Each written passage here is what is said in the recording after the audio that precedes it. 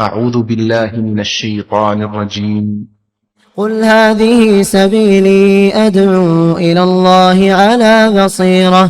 على بصيرة أنا ومن اتبعني وسبحان الله وما أنا من المشركين.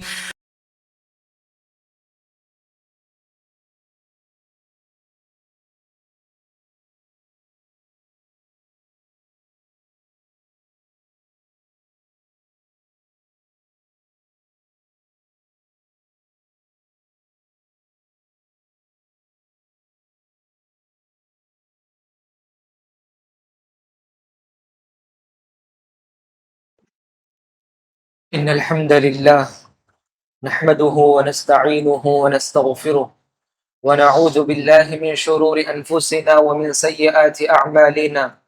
من يهده الله فلا مضل له ومن يضلله فلا هادي له، وأشهد أن لا إله إلا الله وحده لا شريك له، وأشهد أن محمدا عبده ورسوله. أما بعد فأعوذ بالله من الشيطان الرجيم. يا أيها الذين آمنوا اتقوا الله حق تقاته ولا تموتن إلا وأنتم مسلمون. يا أيها الناس اتقوا ربكم الذي خلقكم من نفس واحدة وخلق منها زوجها وبث منهما رجالا كثيرا ونساء، واتقوا الله الذي تساءلون به والأرحام إن الله كان عليكم رقيبا. يا أيها الذين آمنوا اتقوا الله وقولوا قولا سديدا يصلح لكم أعمالكم ويغفر لكم ذنوبكم، ومن يطع الله ورسوله فقد فاز فوزا عظيما. أما بعد فإن خير الحديث كتاب الله، وخير الهدي هدي محمد صلى الله عليه وسلم، وشر الأمور محدثاتها، وكل محدثة بدعة، وكل بدعة ضلالة، وكل ضلالة في النار. فأعوذ بالله من الشيطان الرجيم. قل للمؤمنين يغضوا من أبصارهم ويحفظوا فروجهم ذلك أزكى لهم إن الله خبير بما يصنعون. ہر قسم کی تعریف، بزرگی و کبریائی اس اللہ وحدہ لا شریک کے لیے لائق و زیبا ہے جو ہر قسم کے عیب سے پاک ہے۔ درود و سلام ہو سارے انبیاء پر، خصوصاً آخری نبی محمد صلی اللہ علیہ وسلم پر، جنہوں نے ہر قسم کے شر سے ہمیں آگاہ کیا۔ حاضرین جمعہ، عزیز دوستو اور قابل احترام میری اسلامی ماؤں اور بہنوں، اللہ تعالیٰ کے ہم پر بے شمار نعمتوں میں سے تین ایسی نعمتیں ہیں جس کا تذکرہ اللہ تعالیٰ نے قرآن میں بار بار کر کے ہمیں یہ احساس دلایا کہ قلیلا ما تشکرون، تم بہت کم ہی ان تین نعمتوں کا شکر ادا کرتے ہو۔ اور یہ تین نعمتیں ایسی ہیں کہ ان تینوں نعمتوں کا تذکرہ اللہ تعالیٰ نے قرآن میں 8 مقامات پر ایک ہی ساتھ ذکر کیا۔ اور وہ تین کون سی نعمتیں ہیں؟ وَجَعَلَ لَكُمُ السَّمْعَ وَالْأَبْصَارَ وَالْأَفْئِدَةَ، کہ اللہ تعالیٰ نے سننے کے لیے کان عطا کی، دیکھنے کے لیے اللہ نے بینائی عطا کی، سوچنے اور سمجھنے کے لیے اللہ تعالیٰ نے دل جیسی نعمت اللہ نے عطا کی۔ یہ تینوں ایسی نعمتیں ہیں کہ ان نعمتوں کی قدر آپ ان سے پوچھیں جنہیں یہ نعمت نہیں ملی ہے، جو اس نعمت سے محروم ہے ان سے پوچھیں آپ آنکھ کی نعمت کیا ہے، سننے کی نعمت کیا ہے، سوچنے اور سمجھنے کی نعمت کیا ہے۔ ان تینوں نعمتوں میں سے آج کے ہمارے اس جمعے کا جو موضوع ہے وہ ہے نعمت البصر، آنکھ یعنی بینائی کی نعمت۔ اس نعمت کا صحیح استعمال کیسے کریں ہم؟ اللہ تعالیٰ نے قرآن میں کہا قُلْ لِلْمُؤْمِنِينَ يَغُضُّوا مِنْ أَبْصَارِهِمْ وَيَحْفَظُوا فُرُوجَهُمْ۔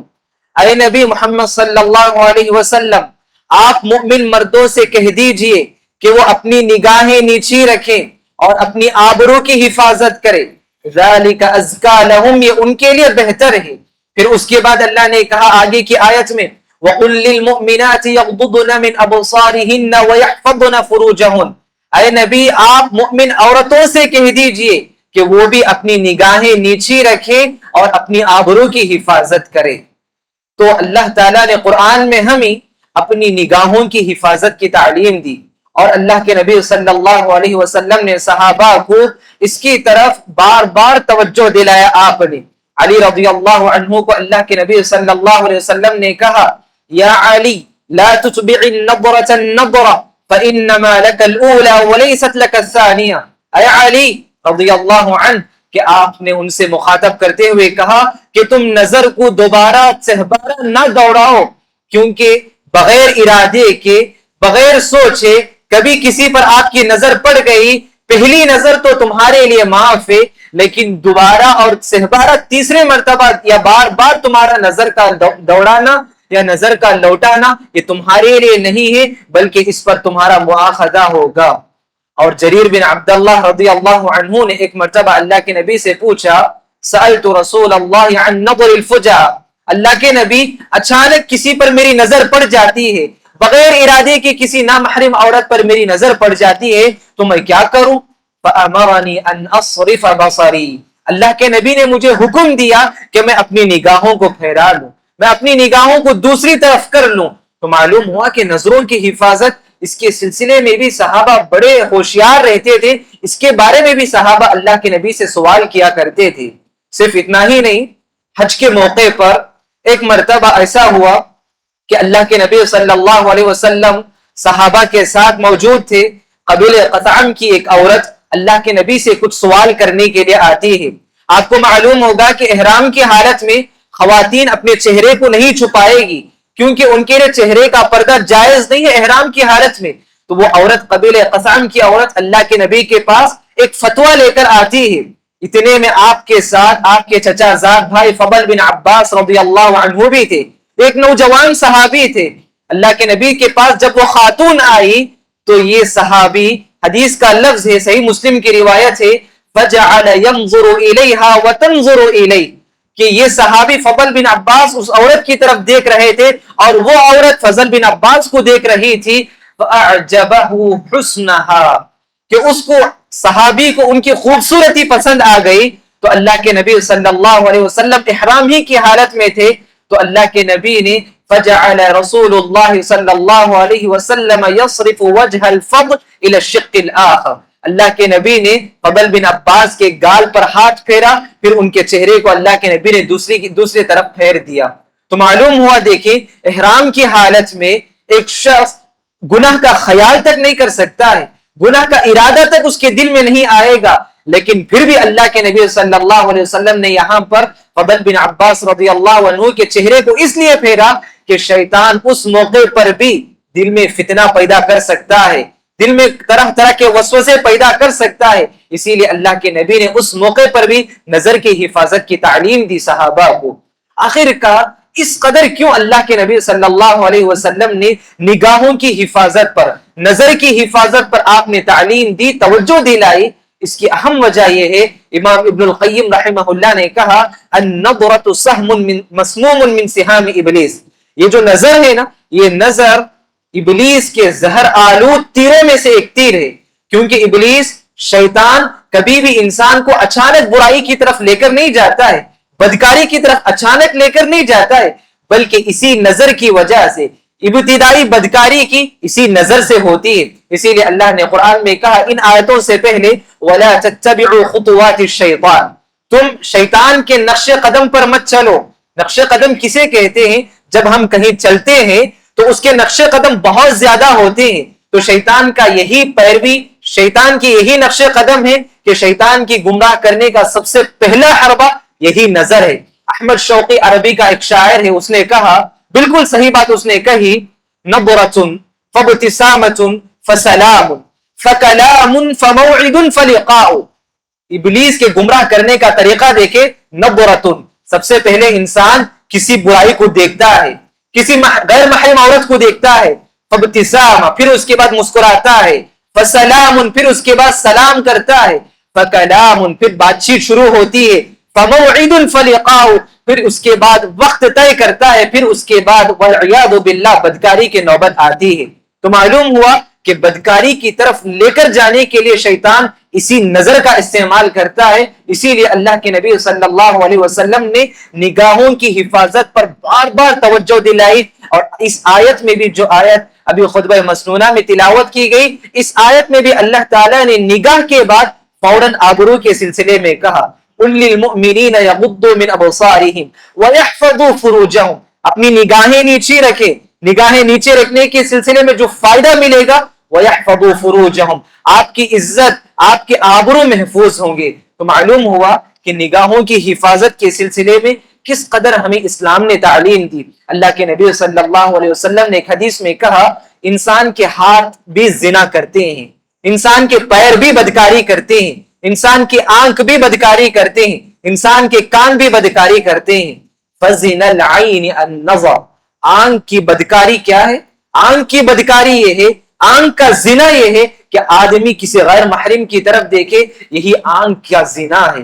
دیکھیں دوستو, اس وقت خصوصاً میں اور آپ جس ماحول میں ہیں, جس دور سے گزر رہے ہیں, محرمات کا دیکھنا, حرام کا دیکھنا, غیر محرموں کو دیکھنا اس قدر مشکل ہو چکا ہے کہ ہر جگہ, اسکول میں, کالجز میں, آفس میں, سڑکوں میں, جہاں جہاں پر بھی ہم جاتے ہیں وہاں پر برائی اس قدر عام ہو چکی ہے کہ انٹرنیٹ کا غلط استعمال, اسمارٹ فون کا غلط استعمال, جس کی وجہ سے آج ہماری نگاہیں محفوظ نہیں, آج ہماری نظریں محفوظ نہیں ہیں. کیا بڑے کیا چھوٹے, کیا مرد کیا عورتیں, کیا عام کیا خاص, ہر کوئی اس وبا میں مبتلا ہے, ہر کوئی اس بیماری میں مبتلا ہے. نظر کی آج ہم سے حفاظت نہیں ہو پا رہی ہے. کیوں جانتے ہیں؟ اس کی ایک اہم وجہ یہ بھی اللہ کے نبی صلی اللہ علیہ وسلم نے پیشن گوئی دی, نساء کاسیات عاریات ممائلات ممیلات, کہ قیامت کے دن جہنم میں جانے والی عورتوں کی صفات کو بتاتے ہوئے کہا وہ عورتیں جو نام کو تو کپڑے پہنے ہوئی رہیں گی, لباس تو پہنی رہے گی, لیکن لباس پہننے کے باوجود بھی برہنہ نظر آئے گی, اس کے جسم کے پورے اعضاء اسے سامنے نظر آئیں گے. مائلات ممیلات, وہ دوسروں کو اپنی طرف راغب کرنے والی اور دوسرے اس کی طرف راغب ہونے والے. اس طرح سے اللہ کے نبی نے جہنمی عورت کی صفات بتلائے. تو اس وجہ سے دیکھیں دوستو, آج ہمیں اپنی نگاہوں کی حفاظت کرنا, نظر کی حفاظت کرنا بہت مشکل ہو چکا ہے. کیوں؟ اب اگر ہم نظر کی حفاظت نہیں کرتے ہیں تو ایسی صورت میں بہت سارے نقصانات کا ہمیں اندیشہ ہوتا ہے, بہت سارے نقصانات ہمیں اٹھانا پڑتا ہے جس کا ہمیں احساس تک بھی نہیں ہے کہ نظر کی حفاظت نہ کرنے کی وجہ سے میں کن کن نقصان سے دوچار ہوتا ہوں, مجھے احساس تک نہیں ہو رہا ہے, مجھے شعور تک نہیں ہو رہا ہے. 4 نقصانات انشاءاللہ معلوم کریں گے. سب سے پہلا نقصان, اگر ہم نظر کی حفاظت نہیں کرتے ہیں, اس کی وجہ سے ہماری عبادتوں سے لذت ختم کر دی جاتی ہے, ہماری عبادتوں کی جو روح ہے, اصل خشوع, اس کو ختم کر دیا جاتا ہے. آج ہم الحمدللہ نمازیں پڑھتے ہیں, لیکن کس قدر ہماری نمازوں میں خشوع ہے؟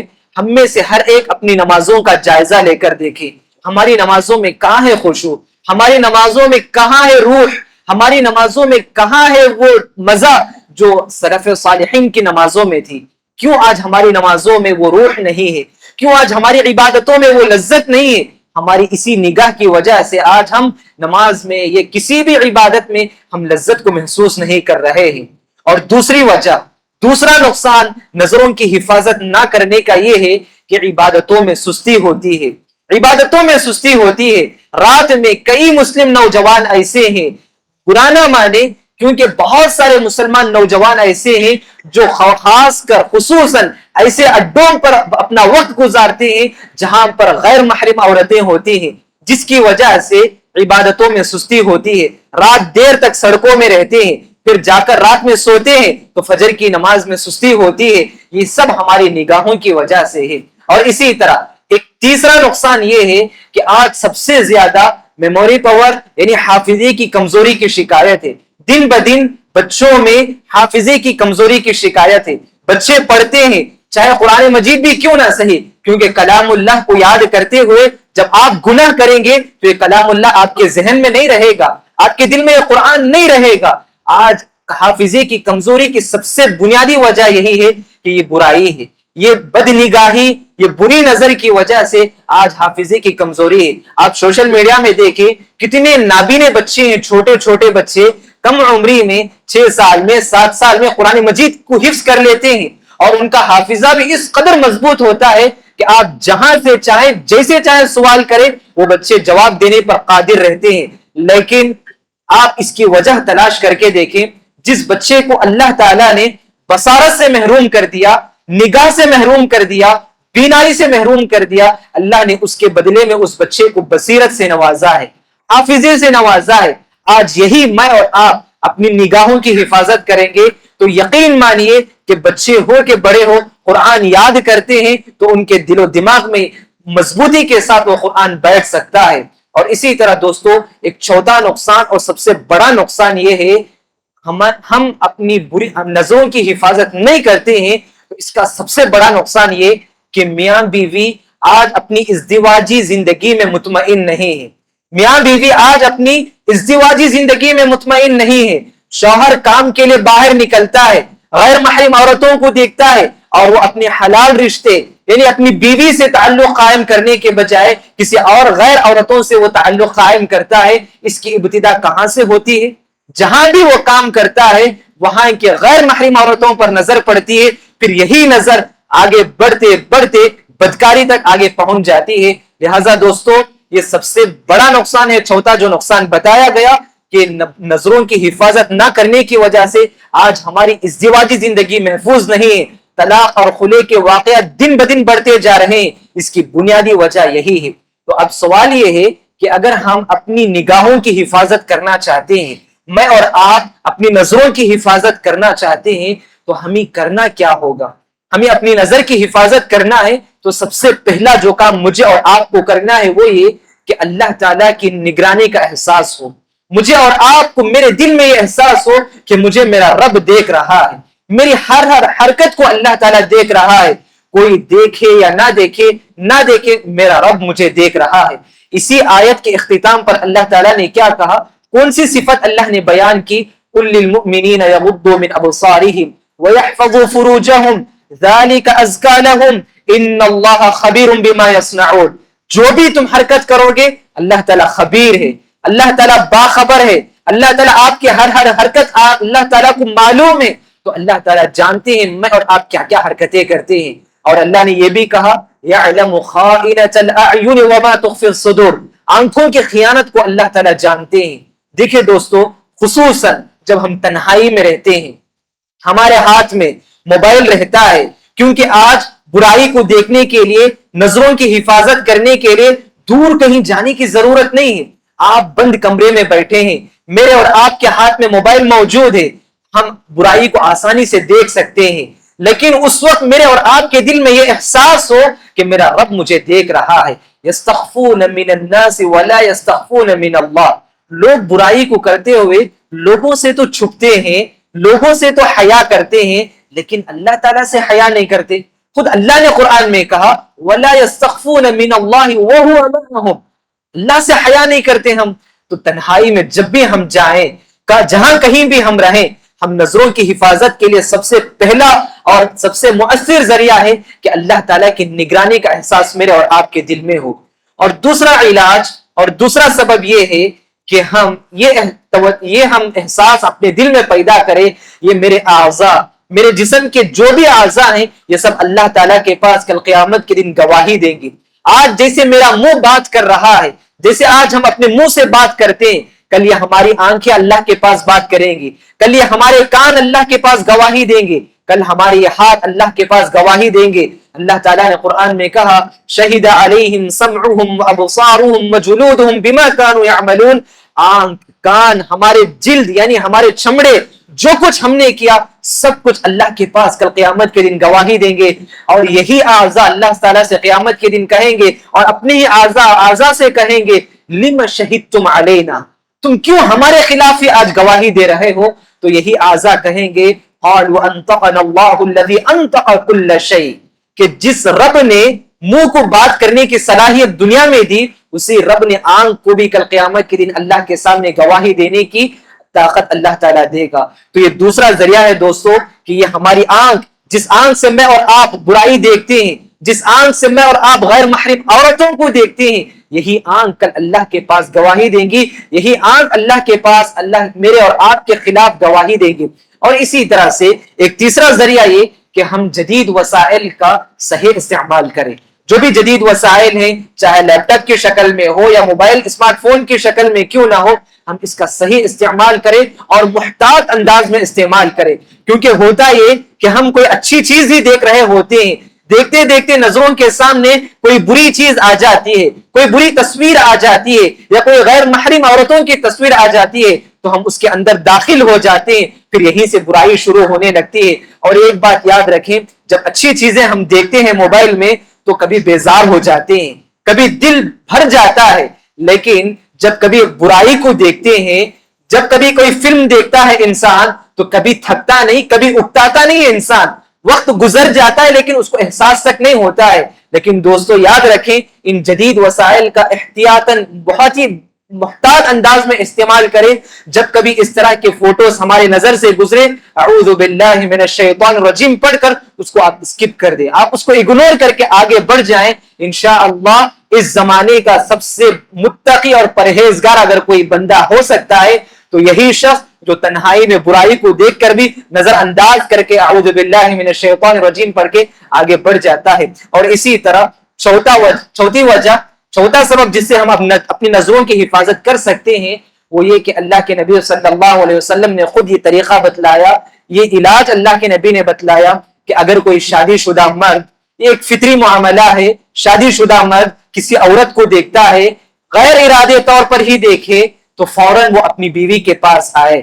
اللہ کے نبی صلی اللہ علیہ وسلم کے ساتھ بھی ایک مرتبہ ایسا ہی واقعہ پیش آیا، صحیح مسلم کی روایت ہے کہ ایک مرتبہ اللہ کے نبی صلی اللہ علیہ وسلم راستے میں جا رہے تھے، اچانک آپ کی نظر غیر ارادی طور پر ایک عورت پر پڑ جاتی ہے، فوراً اللہ کے نبی اپنی بیوی زینب بنت جحش رضی اللہ عنہا کے پاس آتے ہیں، فقضى حاجته، اور اپنی ضرورت کو پوری کر لیتے ہیں۔ اسی لیے اللہ کے نبی نے کہا اذا رأى احدكم امرأة، جب تم میں سے کوئی کسی عورت کو دیکھے، غیر محرم عورت کو دیکھے، فلیأت اہلہ، وہ اپنی بیوی کے پاس آئے اور اپنی ضرورت کو پوری کر لے۔ اگر کوئی غیر شادی شدہ ہے تو ان کے لیے کیا علاج بتایا گیا؟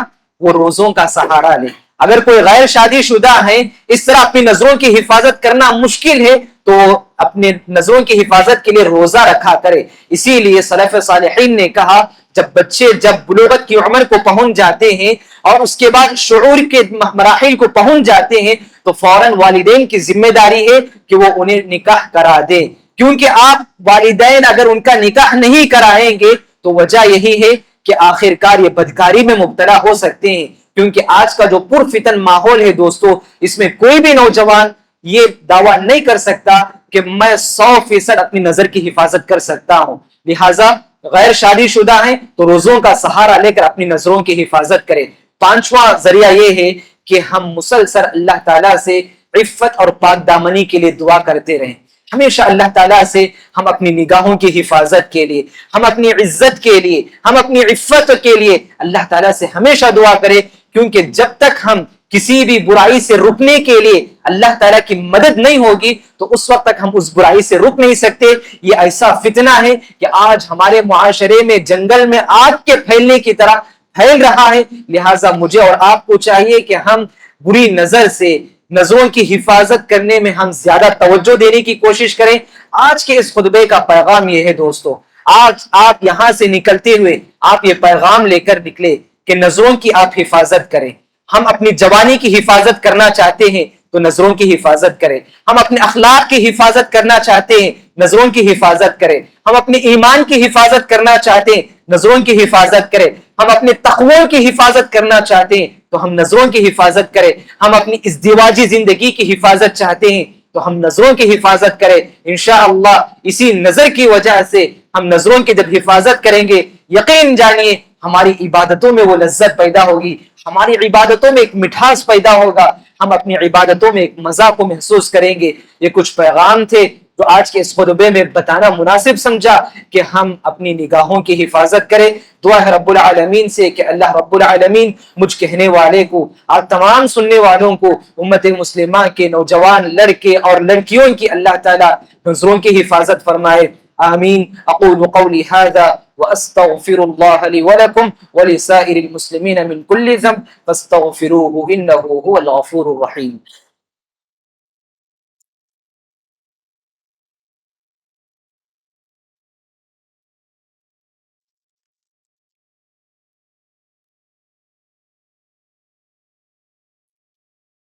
إن الحمد لله نحمده ونستعينه ونستغفره ونعوذ بالله من شرور أنفسنا ومن سيئات أعمالنا. من يهده الله فلا مضل له ومن يضلله فلا هادي له، وأشهد أن لا إله إلا الله وحده لا شريك له، وأشهد أن محمدا عبده ورسوله. أما بعد فأعوذ بالله من الشيطان الرجيم. إن الله وملائكته يصلون على النبي يا أيها الذين آمنوا صلوا عليه وسلموا تسليما.